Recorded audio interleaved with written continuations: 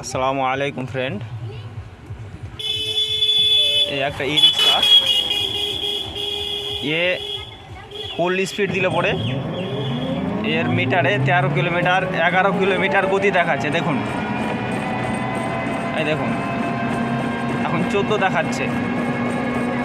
এই ফুল pick up দেওয়া আছে, টোটাল ফুল টানা আছে অনেকটাই। এই দেখুন সম্পূর্ণ টেনেছি, কিন্তু চলছে ও 14 কিলোমিটার গতিতে।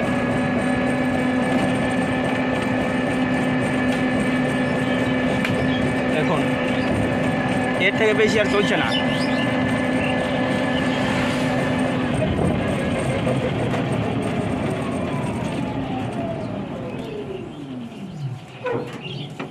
তো এটার জন্য আমিও কনফিউজ হয়ে গেছিলাম।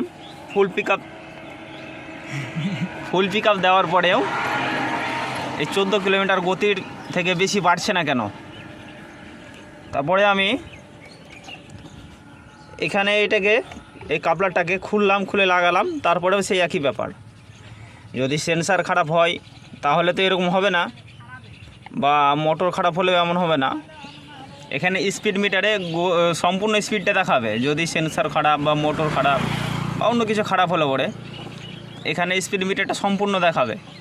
সেই 23 কিলোমিটার হোক বা 24 কিলোমিটার হোক বা 21 কিলোমিটার হোক, যার যেরকম মিটার আছে তার সেরকম দেখাবে। তার জন্য আমি একটা অন্য থ্রোটাল লাগিয়ে দেখব, দেখা যাক। আমি সাথে করে থ্রোটাল নিয়ে এসেছি। ধরো তো, থ্রোটালটা আমি সাথে নিয়ে এসেছি এই কারণে চেক করার জন্যে।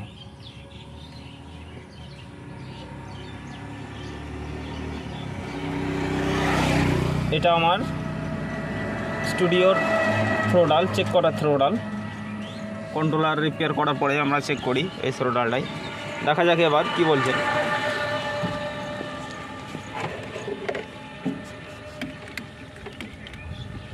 ধরো তো মোবাইলটা, এখানে চলেছে, এই সিটে চলেছে।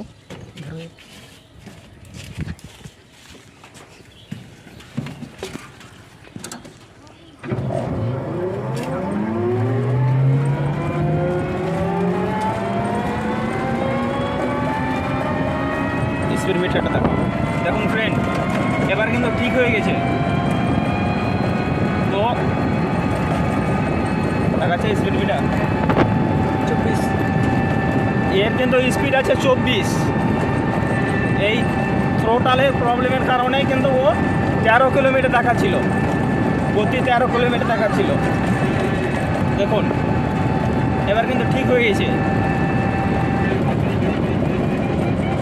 তো দেখলেন ফ্রেন্ড, এর 24 কিলোমিটার গতি যেহেতু আছে, এই 24 কিলোমিটার সম্পূর্ণ দেখাচ্ছে।